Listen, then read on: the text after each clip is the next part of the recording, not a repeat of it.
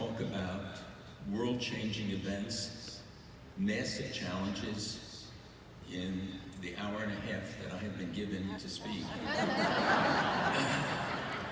I agreed to switch from yesterday to today because they told me that I would have at least an hour, maybe it was an hour and a quarter, I don't know. And even that would not be enough to be able to do justice to the challenges we face. Many of you who have attended in the past know that I've spoken about these various issues for many years here. I've tried to sound the warnings.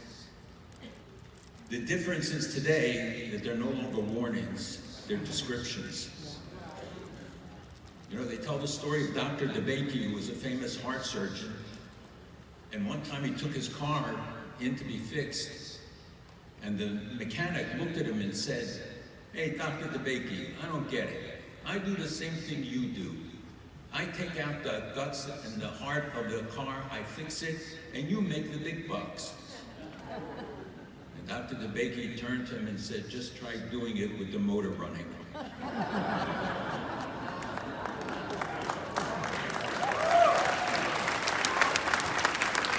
Well, the motor's running. This is the best event of the year. And no doubt, and as I've said many times in the past, even if I wasn't invited, I would show up. I do it for me, not for you, because I go away charged to meet the challenges of the year because of the strength you give us, because of the backing and the magic of this room that is unmatched anywhere.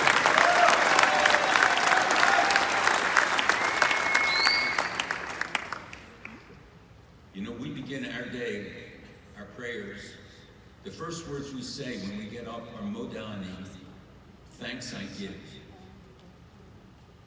And it's because we shouldn't start with the I, you start with the thanks. And that we have to show appreciation to God and to our fellow human beings for what we have been blessed with, not just the challenges. Because every challenge is an opportunity for us to make this a different world. I have always opposed any comparisons to the era of World War II. It is a unique and singular event, the Holocaust. It has no comparison. But frankly, while it's not 1939 because we have an independent Jewish state with a Jewish army and a Jewish air force and a Jewish navy that's ready to stand up and defend Jews in danger around the world, but it does look a lot like 1935. And that is a warning to all of us, to every one of us. And what gives me hope and courage is to see all of you, led by the Hagis, Shari, Sandra, their team, their amazing team, whom I saw in action this year when I went with them to Israel and saw the work that they did, the miracles they made possible, the feeding of people, the clothing of people, going down to the soldiers and seeing the barbecues, all made possible by the support of CUFI.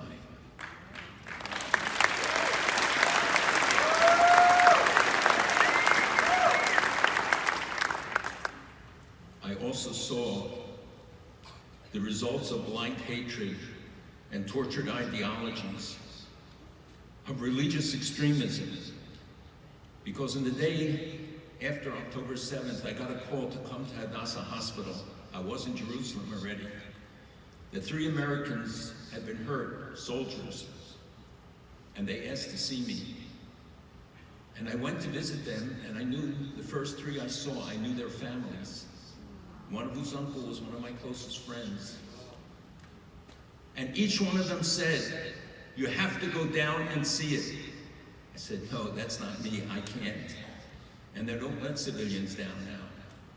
And they said, "If you don't see it, you can't tell it."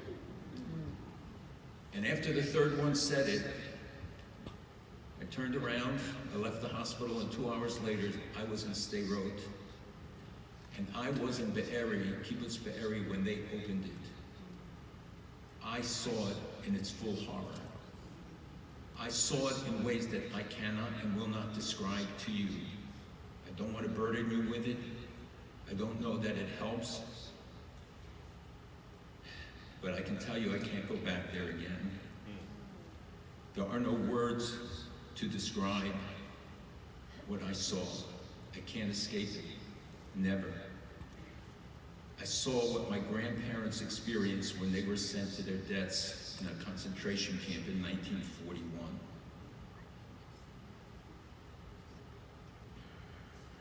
I have been back multiple times, as I said, with CUFI trips and other occasions. I went south to Gaza to see the soldiers, to visit, but I could not go back to those communities. And as I said, I saw the miracles that CUFI's contributions and those of people around the world to try to heal in any way that we could the horrendous damage that was done. I could not go back to those blood-filled sites. I don't want anyone to have to go back to such a horrific and indescribable scene. A young soldier approached me while I was there in the area, and he asked me to follow him to see a chewing gum truck. The most anomalous thing to see in the middle of this scene of death and carnage. And all of a sudden, I couldn't walk forward. It was like I hit a brick wall. And there was nothing there, but I couldn't move. And the young soldier, seemingly knowingly, just took my arm and pulled me. And he pulled me to the truck, and he opened the back door. And there I saw 40 body bags of men, of women, and of many children.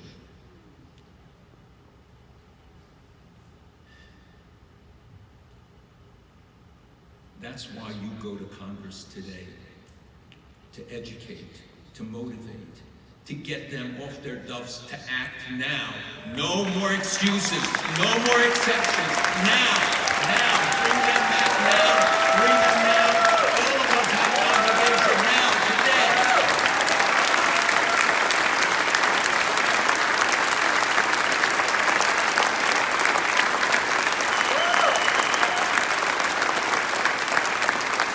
I believe that the current scourge of Jew hatred is a test for us, for society, for our civilization. Have we learned the lessons of the past? Are we better than previous generations? Are we ready to act selflessly, forthrightly, to counter the threats, the attacks, the plots against the fundamentals, the essentials of our society, of our religious traditions, of our moral standards? Will we stand by idly at the shedding of the blood of our friends and neighbors and their suffering and intimidation?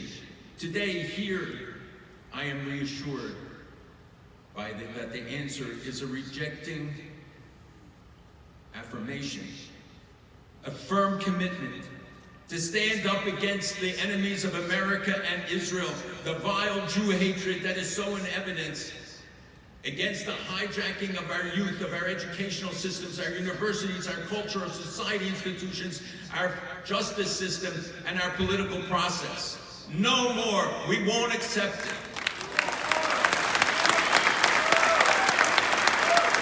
And millions like you in CUFI stand in support and will never yield or succumb. I am convinced, I am assured, and that gives us the courage to go forward. But I feel and I fear that out there in the streets and souls of our nation's capital and across the country, this situation continues to deteriorate rapidly.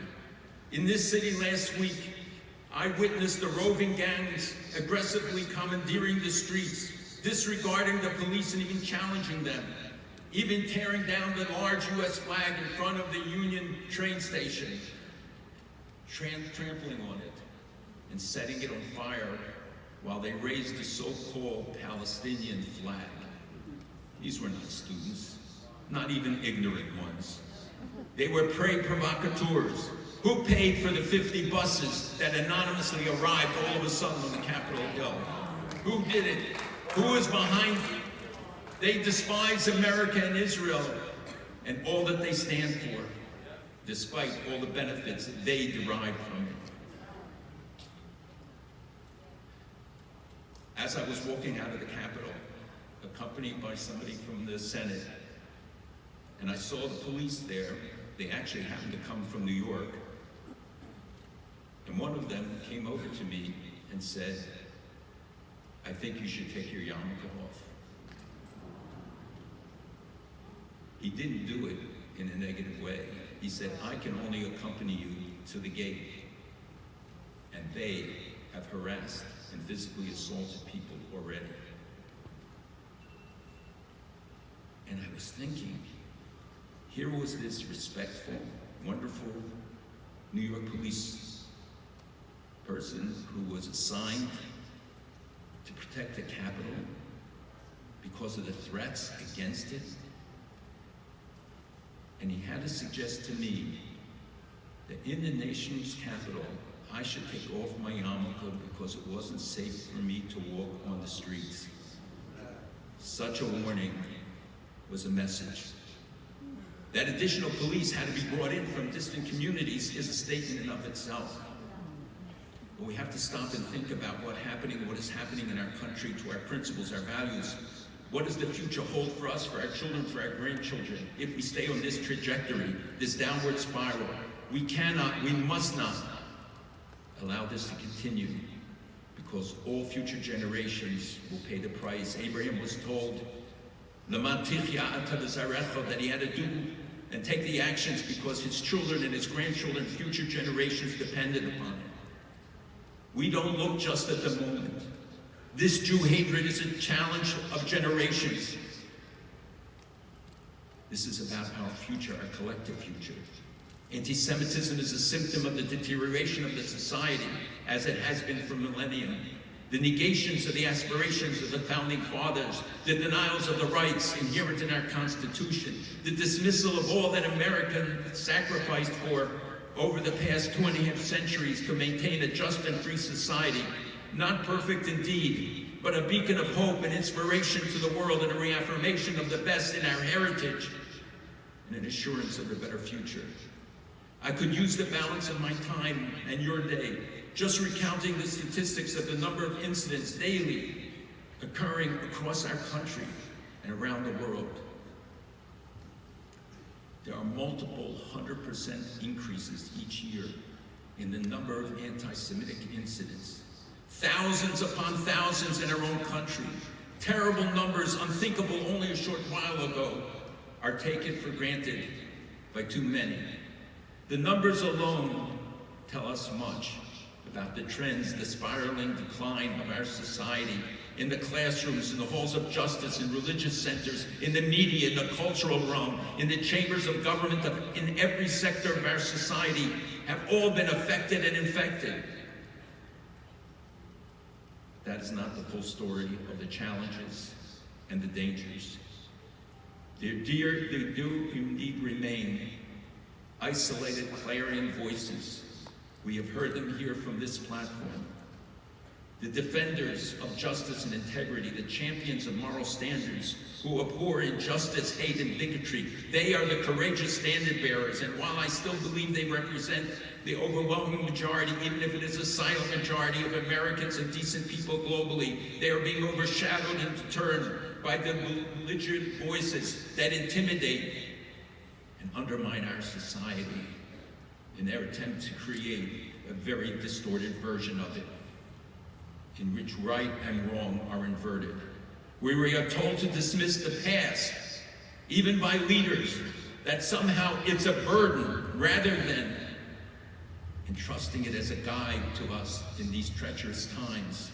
That we look back to look forward. We look back to learn the lessons of the past. As Winston Churchill said, the further back you look, the further ahead you will see. We don't deny history. We embrace it, because we learn of our successes and the failures to spare future generations those trials and tribulations. 80 years after the Holocaust, a blink of an eye, we are reliving things we thought were relegated to the dustbin of history, could never again happen. And they are back, indeed, in modern, even more virulent terms. It took Hitler months to spread a big lie. Today, with the internet, it's nanoseconds. We are constantly being manipulated, misinformed, given distorted information. So we cannot believe what we read, what we hear, even what we see. And as AI develops, no one will be able to distinguish between the manufactured and the real, the true from The Conjuring. Even now, it is true. Look at the widespread Holocaust denial while the last of the survivors, the eyewitnesses, are still with us. Ronald Reagan once took me aside in his office, in the Oval Office, and said, I want to tell you something I've never told anybody. I committed a crime. I said, are you sure you want to tell me this? And he said in 1945, I think when he was dismissed from the army, he had been in a film unit. He said, I stole a film of the concentration camps because I knew the time would come in the future when people would deny this happened, and I wanted my children and grandchildren to be able to give witness to what really happened. Think of the foresight that it took in 1945 to realize what no one thought would happen in a lifetime, but it already has. The numbers on their arms are faded, but their memories and warnings to us and future generations will remain vivid. Never again, never again. We will not stand by silently. Never again, no more.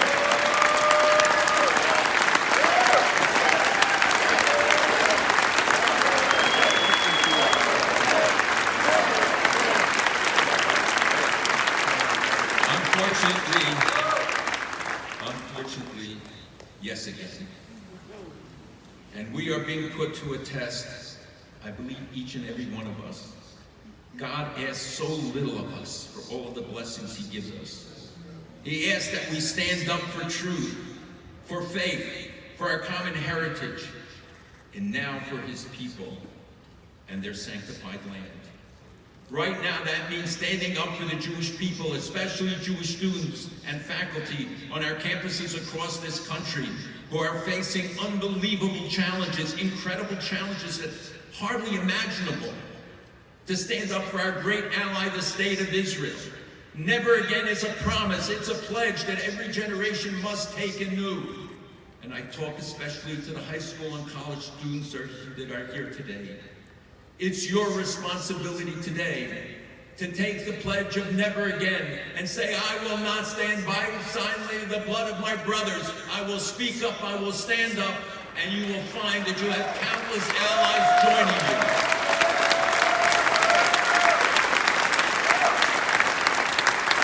I am amazed at the number of young Jews who have stood up firmly against indifferent or hostile university administrations, taking the chance that their own degrees would be jeopardized, to stand against the organized hordes who have no idea which river or which sea they're crying about and couldn't find Gaza on a map if it was colored for them. But they are expressions of hate, of denigration, of threats, even to the point of inspiring physical violence. I took students from 20 universities to meet a group of senators, and each one was given 1 minute just to tell what happened to them. When a young girl described how her dorm door was set on fire on a Friday evening, and a young boy was put in a hospital for 3 days coming home from a Shabbat meal on a Friday night on his campus. And one after another, each one described, and I heard the senators muttering under their breath, I can't believe this, I didn't know it, I can't believe it. And some had tears in their eyes, saying, this is America today? The answer is yes. This is America today, but it doesn't have to be. If each of them would get off their duffs and pass those 4 bills on anti-Semitism, the Senate today would be different, the world would be different.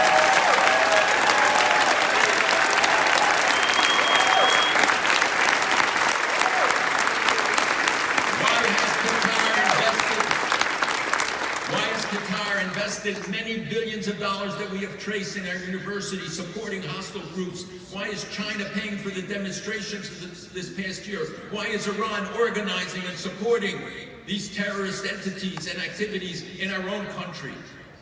Joined by domestic sources who share a common goal to undermine America's future. That's what's at stake. The Jews in the Jewish state are easy targets, as history shows. And while they may be the first, they are never the last. Anti-Semitism is a measure of the health of society, not only its presence, but how do those in authority deal with it? With obfuscation, denial, or mealy-mouthed acknowledgments? Is the revolving door justice or robust prosecutions going to be instituted? From principal stands against those who remonstrate with students, silence them, embarrass them, isolate them. Or we stand with those courageous voices who said, we will no longer support our universities. We are withdrawing our funds, and we will hold them to account now and forever. We will not let them hide in the ivory tower hoping that they won't be noticed. You will be exposed and you will be held to account.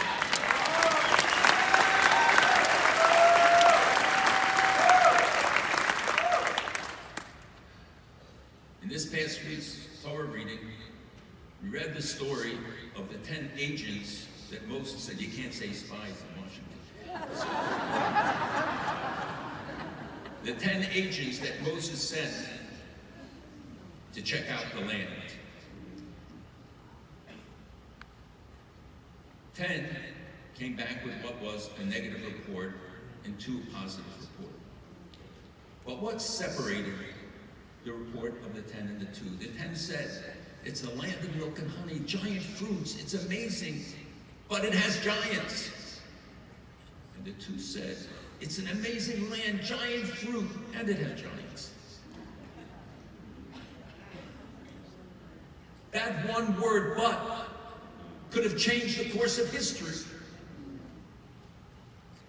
Today it seems that the buts dominate in Washington.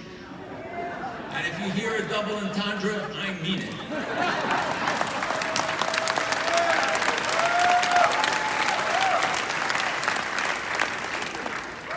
They all saw the same thing, except one said it's no big whoop in today's terminology. I know my time is running out, and I've hardly even begun to tell you what I wanted to tell you. So you'll have to come back next year to hear the rest. But I wonder how many of you really know what's happening in our schools, for instance. Take one example. In public schools across this country, kindergartners are taught to school, the wheels on the bus, but it's the wheels on the tanks. That the woke culture in curriculum has infected nursery schools, and they're taken out of their schools and marched to a Jewish institution to demonstrate against it. In St. Louis and Santa Monica and other parts across the country, we've seen it. There are maps in high schools in Queens, New York, paid for by Qatar under the guise of Arab culture clubs, that have giant maps of the Middle East with Palestine. But guess what's missing?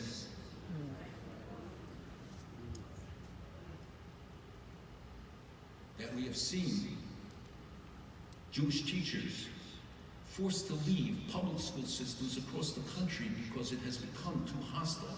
That Jewish parents can't send their children to these schools anymore.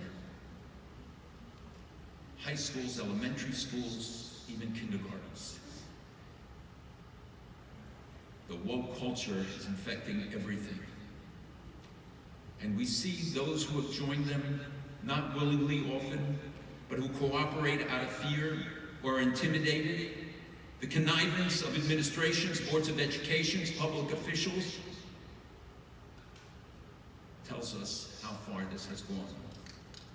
How many parents really know what their children are being taught, or the manipulation of their children, and the dangers this carries for us? Again, I can spend hours telling you about the findings of the research that we are doing. We are at a crossroads. The road we choose will determine the quality of life that freedoms, the ability to believe and practice our faiths for us and for our children and our children's children. The right to stand with our historical homeland, or simply to live in peace. We are labeled in screeds, even this morning, published around the United States and the world as genociders, for wanting Jews to be able to live in peace and security, that Jewish children don't have to live in fear and safety, have to worry about people gliding in or attacking them, just for wanting to see the biblical prophecies fulfilled, for wanting to see the Jewish people the rights that are accorded to all others, to have a state of their own, a place of their own, supporting holding to account those who lead in false directions. John Oliver today, to millions of listeners, wrote about Israel as genociders. That we have seen all of those who stand up in Hollywood, and I want to compliment John Voight for standing up and telling his daughter that her position on the Middle East doesn't stand.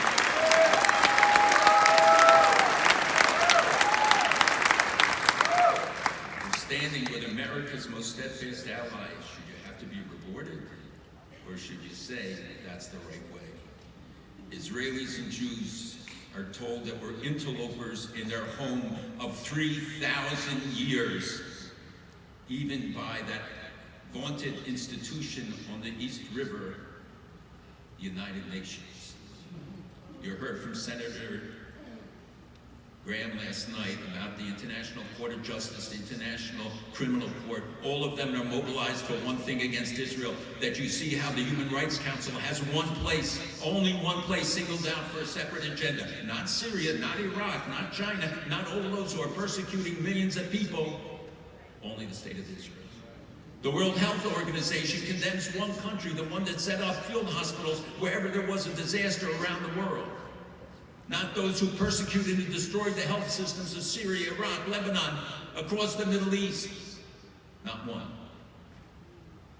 And they single out for countless resolutions, 20 that are automatic every year. But do you know what the Commission of Inquiry, which has no limit of funding, no limit on time, has one job, and that is to prosecute Israel, in addition to the two committees they have working full-time propagandizing the Palestinian cause. That's why the United States dollar should not be given to be allowed to be used for these purposes. No more.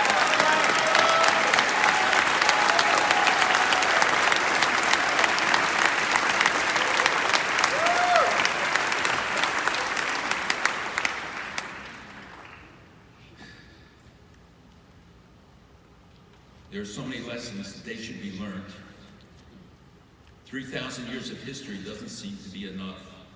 The thousands of historical discoveries, archaeological discoveries every year in Israel, estimated 20,000 a year. Every one of them is consistent with the Bible and tells the story from King David to today of the Jewish presence and the Jewish past and the Jewish future in the Holy Land.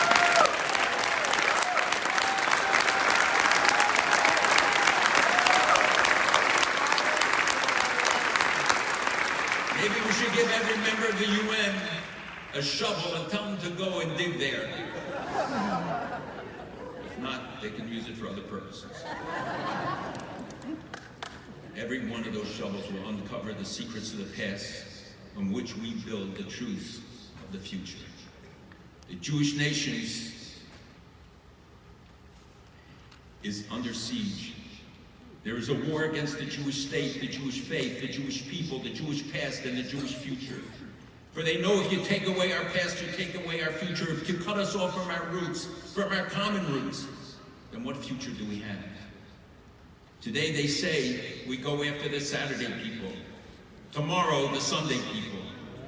But be clear, the Friday people who reject their extremist forces and their extremist ideologies, and those of no day or every day, will not be excused. Their barbaric methods, destructive agenda, belligerent exploitation, all of them will suffer as well. As I said, we have a full agenda. We, all of us, those of us who care about our children, our grandchildren, and our grandparents. Because just as we look back and judge a generation of 80 years ago and ask, what did they do? We will be judged by our grandchildren and ask, what did you do? You knew everything. You came to the CUFI conference. You heard it over and over again. You were given the warnings, the messages. What did you do? Your presence here is the answer. Your support of CUFI is the answer. Your messages to the members of Congress today is the answer. You will be able to tell them that you work to assure for them a better and more secure future, a safer future. I thank you, CUFI. You were there from October 7th, as in before it, and since then. Your contributions, concerns, visits, prayers, all mean so much to us. We pray for you, for all of you, for all of your co-workers and all of the others out there who join in supporting. You assure that Am Yisrael Chai, you assure that the people of Israel will live and the state of Israel will thrive, and we will have a better future for all of us. That God promised the friends of the Jewish people will be fulfilled. The promises to the Jewish friends will be fulfilled. Now is the time when we're being put to the test. It's time for us to reject the buts and turn to the brains. It's time for us to stand up, all of us, support our friends, and let our enemies know they will be held to account. Thank you, Lord.